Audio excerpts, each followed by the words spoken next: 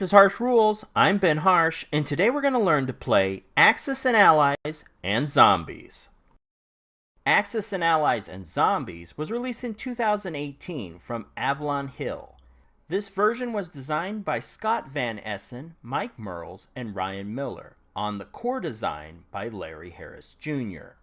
This game supports 2 to 5 players and takes about 3 to 6 hours to play.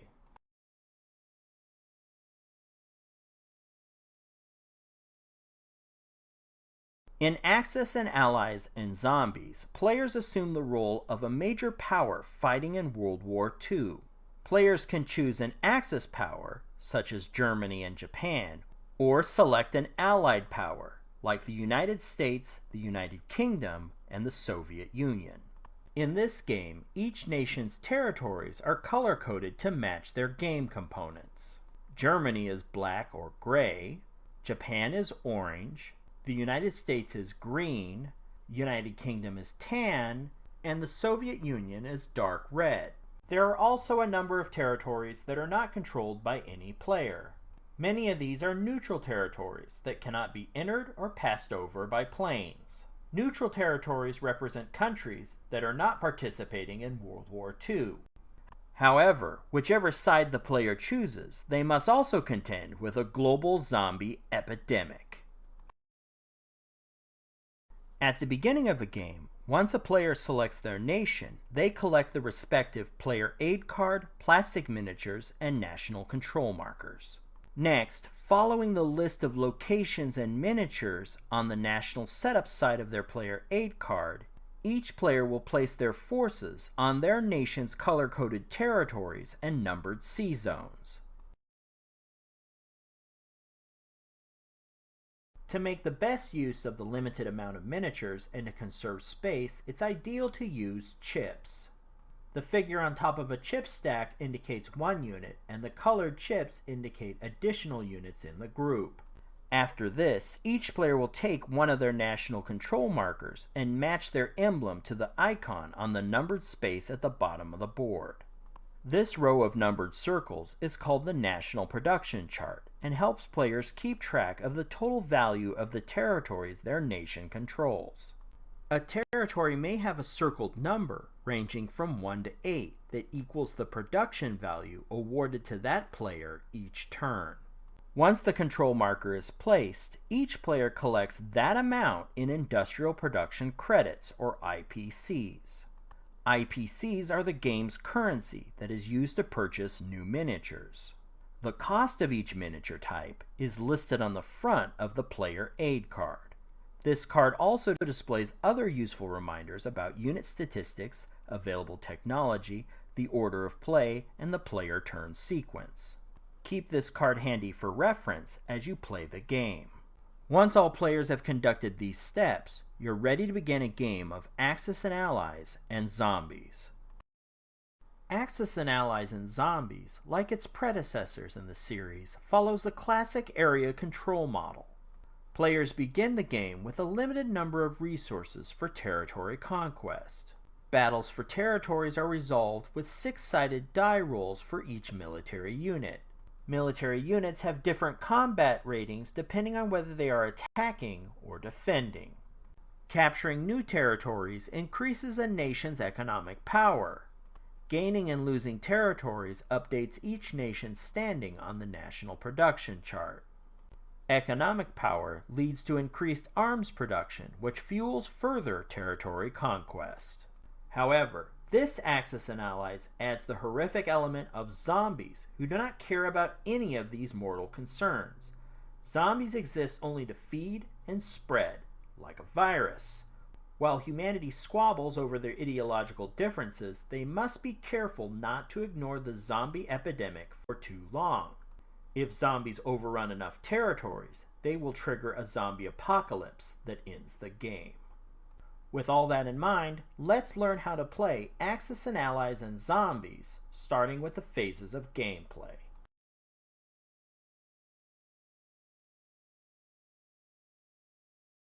Each game round, players will take their turn in the order shown on the screen. After the United States player takes their turn, a check for victory is conducted. If no victory conditions are met, players begin another game round. During a turn, each player will conduct 8 steps. Now let's walk through each of these steps in greater detail.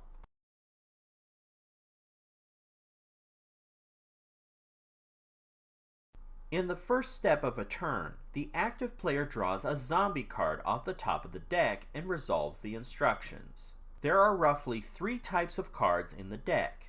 We will walk through each type, but for now let's familiarize ourselves with the card's layout. Zombie cards are typically split into 2 parts: Desperate Times and Desperate Measures. The top half of the card is the Desperate Times section. This tells players the location of the next zombie outbreak. So to complete this card's requirements, take a zombie figure and place it on the reported location.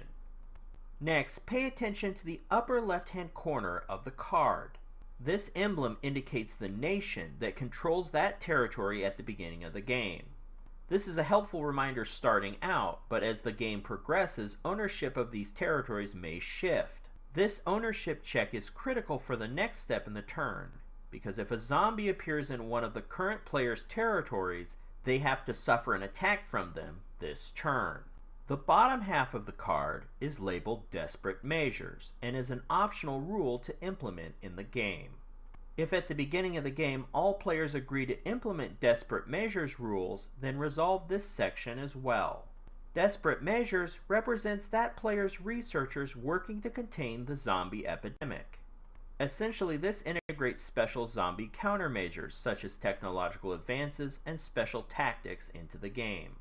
I'll talk about all these different countermeasures a little later in the tutorial. A second type of zombie card to be aware of is regarding neutral territories. You'll notice that these cards have no national emblem in the upper left-hand corner. Normally, neutral territories cannot be entered or flown over by players. These nations have decided, for whatever reason, to sit out World War II and not take a side. However, zombies do not care about sides and can overrun these territories easily because they do not have a standing army. When zombies overrun their first territory, place a zombie control marker on the territory and the national production chart. Place the zombie marker on the number corresponding to that territory's production value.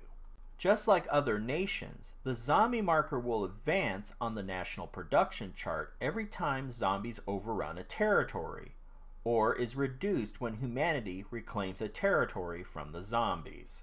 The zombie marker tracks the level of the epidemic. Keep an eye on this marker because if it ever reaches 25 on the national production chart, a zombie apocalypse is triggered and the game ends with no winners.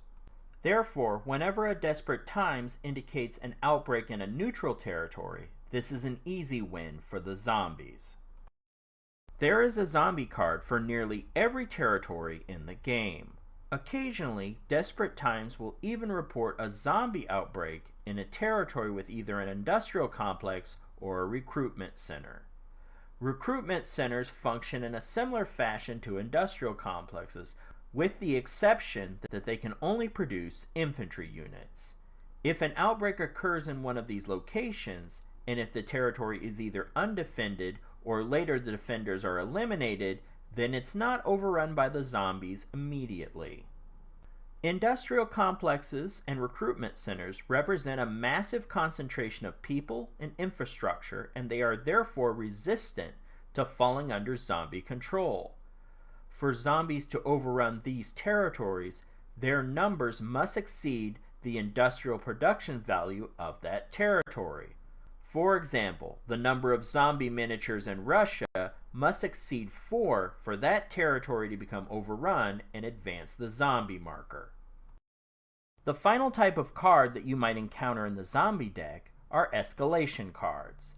These cards require you to draw 2 more zombie cards from the deck.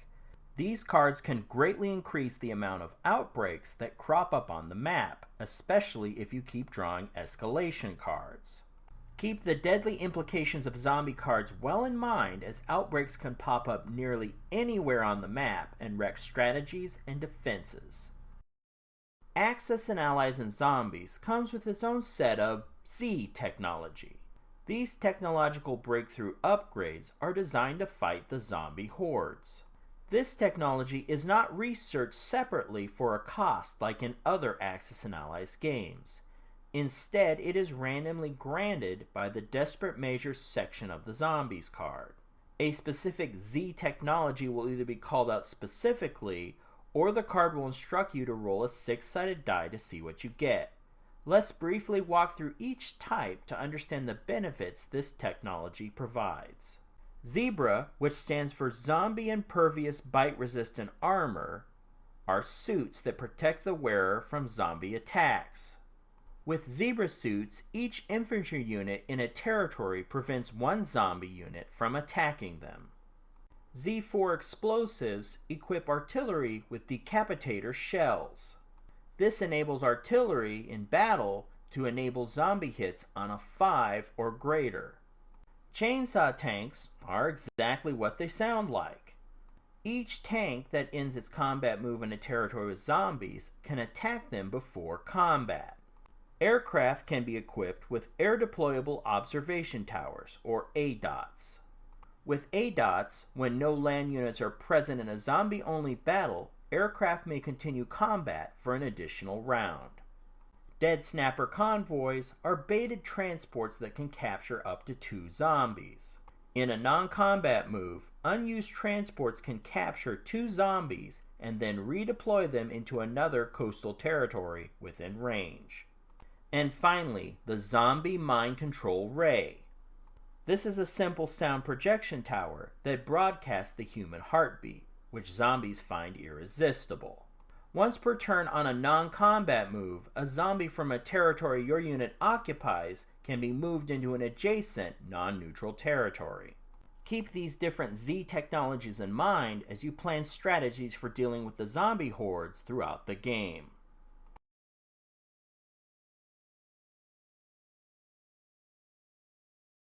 During this phase, the active player checks to see if any territories they control contain zombies. If they do, then that player must resolve the attacks. Zombie attacks are conducted with custom 6-sided die. To resolve a zombie attack in a territory, the player rolls a zombie attack die for each zombie figure there. Rolling a blank has no effect. Rolling an A has no result because there are no attacking player forces. If a D is rolled, remove one of the player's units from the territory. If that unit is an infantry, replace it with a zombie figure. This is a one-time attack and not formal combat, so the player does not get to fight back. This phase represents random zombie-related incidents.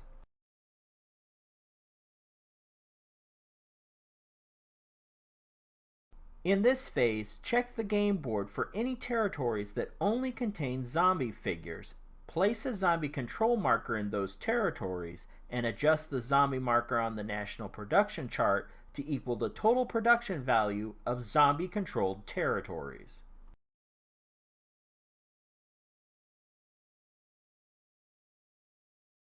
Unit movement is segregated into 2 distinct movement phases.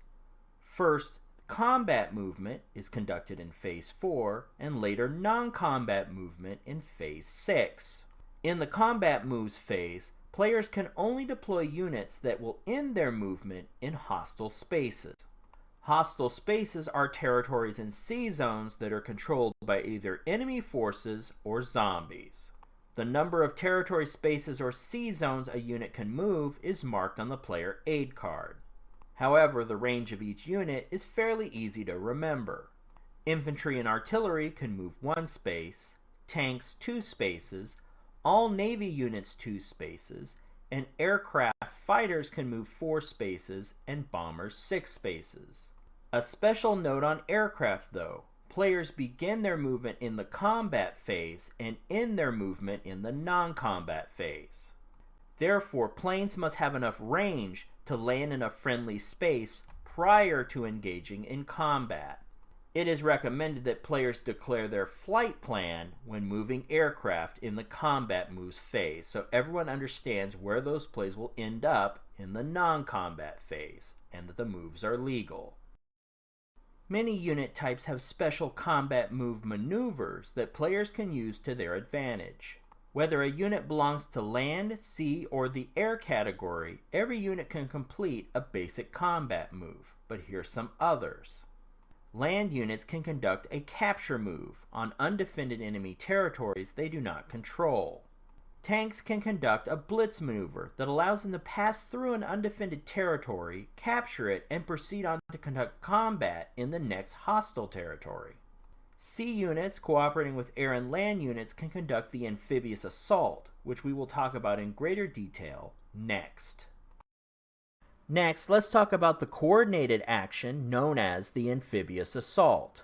The amphibious assault may take up to 3 stages of combat to complete. The first stage is the sea battle. The second stage is offshore bombardment, but this only occurs if there was no sea battle. And third and finally is the landing and the assault. Sea battles occur when there is a hostile sea zone with enemy ships and planes. During this stage, transports cannot attack during the battle, but they can be chosen last as casualties. If the attacker has air units involved, they must make a choice. The attacker's air units can participate in the sea battle phase or the landing and assault phase. They cannot fight in both. If a sea battle does not occur, then battleships can conduct an offshore bombardment. This is a one-time attack against units on the targeted territory. Finally, in the third stage, transports land on the beaches and unload their cargo. At this point, a traditional land battle begins. The land units can then get support from any air units that did not participate in a sea battle.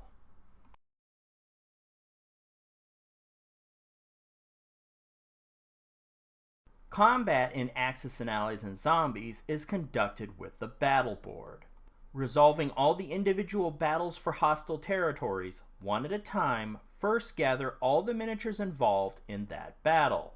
Then, matching the miniature type to the icons on the battle board, place the active player's attacking forces on the attacker side and the hostile territory or sea zone forces on the defender side.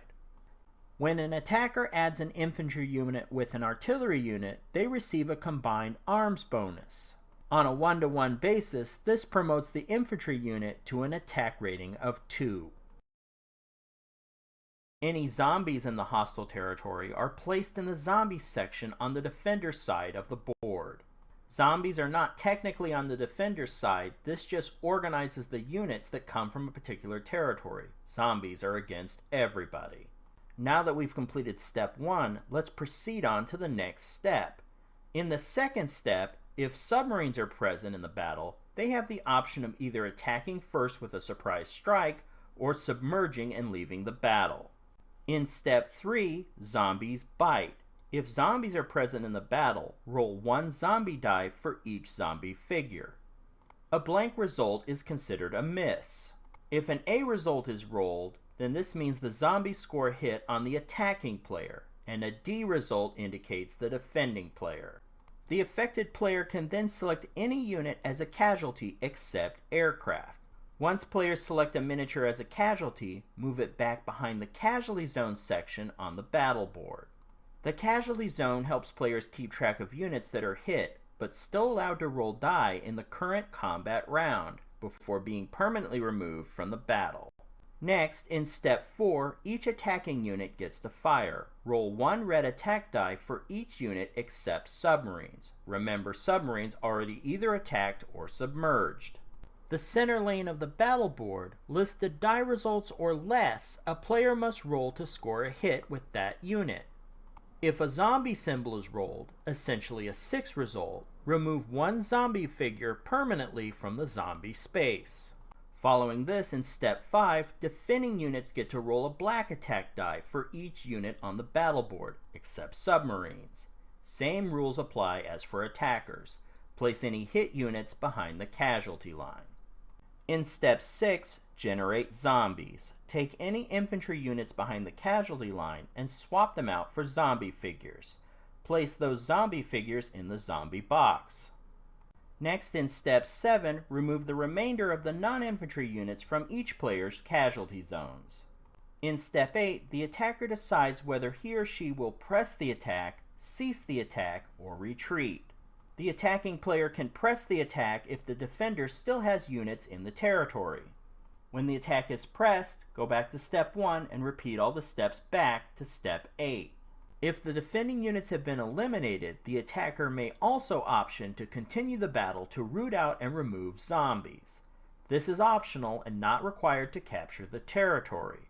However, in this zombie-only attack scenario, aircraft units can only fight for one additional round. This represents a lengthy attempt to clear out dwellings. Aircraft can only circle the battlefield for so long. The attacker can also choose to cease the attack if only zombie units remain in the territory. If this happens, proceed to Step 9. Finally, the attacker can choose to retreat and return to the territory they originated from. If this happens, proceed to Step 9. When players reach Step 9, the battle ends. Either the attacker has captured the territory, or retreated, or both sides have been eliminated by the zombies. If captured, the attacker adds a territory control marker to the territory and removes any defending marker. Both sides update the national production chart for any production gains and losses. If both the attacker and defender are wiped out by the zombies, place a zombie control marker on the territory and update the zombie status on the national production chart. Remember, air units cannot capture a territory on their own. They must proceed on their flight plan to a safe landing location. Inevitably, during the game, a nation's capital is going to be occupied by the enemy, or even worse, zombies. After a successful invasion of the capital, the occupier collects all of that player's IPCs. If zombies conquer that capital, the IPCs are lost and returned to the bank. The player is still in the game, but they cannot collect income from any territories they still control and cannot purchase new units. Surviving units in unconquered territories can still fight on as resistance. If the capital territory is liberated either by the nation's remaining resistance or the nation's allies, then that player gains back their control and is able to produce new units and collect income again. This infantry belongs to the power that captured the territory, regardless of who the original controller of that territory was. It represents partisans, armed civilians, and scattered military forces who had been fighting to survive against the zombies in the territory.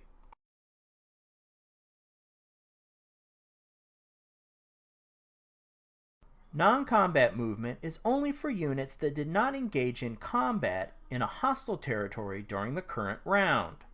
The only exception to this rule are aircraft that will use the remainder of their movement to land in a friendly territory during this phase. Fighters can also land on an aircraft carrier the active player controls. Aircraft carriers from other nations cannot be used for landing spots in this version of the game. An aircraft carrier can support up to 2 fighters, but cannot carry bombers. With non-combat moves, players can move their units into territories and sea zones they control, as well as ones occupied by members of their own side. Let's pause for a moment and discuss the more team-oriented aspect of multinational forces. During the non-combat moves phase, players can move into or through territories and sea zones controlled by members of their own side. When multiple players occupy the same space, it's known as a multinational force. Multinational forces that occupy the same territory or sea zone can defend that space collectively from enemy attacks. However, multinational forces cannot conduct unified attacks from the same territory.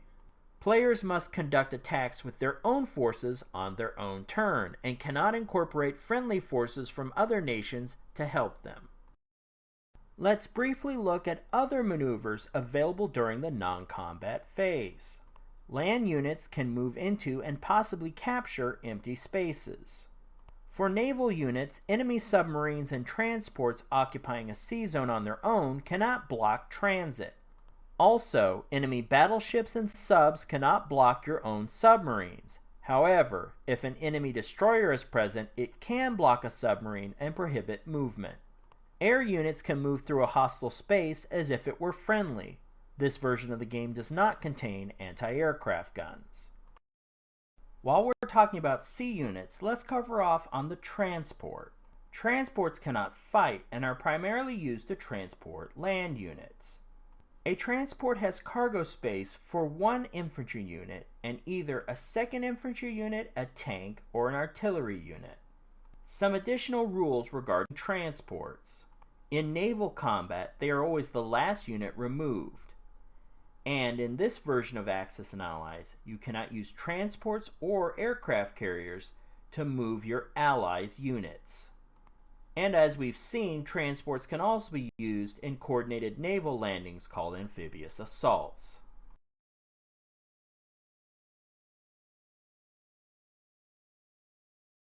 This latest version of Axis and Allies streamlines purchasing and placing units into one phase. In this phase, players take their current IPCs and, referencing their player aid card, purchase new units. Next, they can immediately place these units in industrial complexes they control.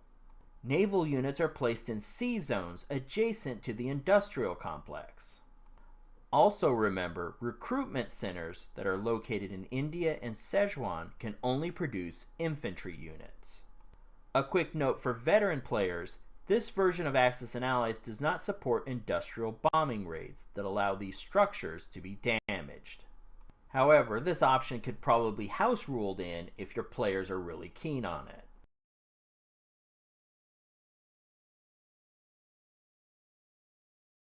In this final phase, the active player makes sure the national production chart is updated with any changes in territory control from their turn. Next, they collect the number of IPCs their control marker is resting on.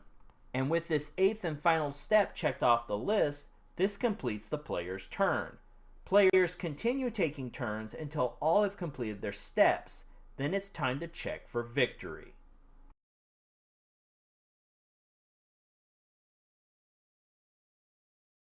Just from the game title alone, you can tell the game can end in 3 ways. For the zombies to win, the zombie marker must be advanced to 25 or greater on the national production chart. This will trigger the zombie apocalypse endgame. For the humans, whether they're on the Axis or the Allies side, they must control one of their enemies' capitals. Each nation's capital is marked on the game board with a red square and the name of the capital in red text. Once an in-game event is triggered, play one more round of the game. If players reach the end of the game round at the check for victory phase, then that group, whether it be the Axis, the Allies, or the zombies, have won the game. I hope you've enjoyed this tutorial for Axis and Allies and Zombies by Avalon Hill. When I first saw this game announced, I thought this would be a watered-down concept played mostly for a gag. However, upon studying the rules, I found the design changes to be smart and respectful, not only to the original Axis and Allies gameplay, but as an alternate and fun take on World War II with zombies. If you're a fan of zombie games and World War II, hopefully you'll enjoy this new twist on Axis and Allies as well. Questions about this game, requests for future Harsh Rules game tutorials, and constructive feedback are all greatly appreciated. Drop a line in the comments section. To be the first notified when this episode and any Harsh Rules episode is placed online, please subscribe to this channel. Until then, I'm Ben Harsh for Harsh Rules. Thank you so much for watching, and I'll see you on the next episode.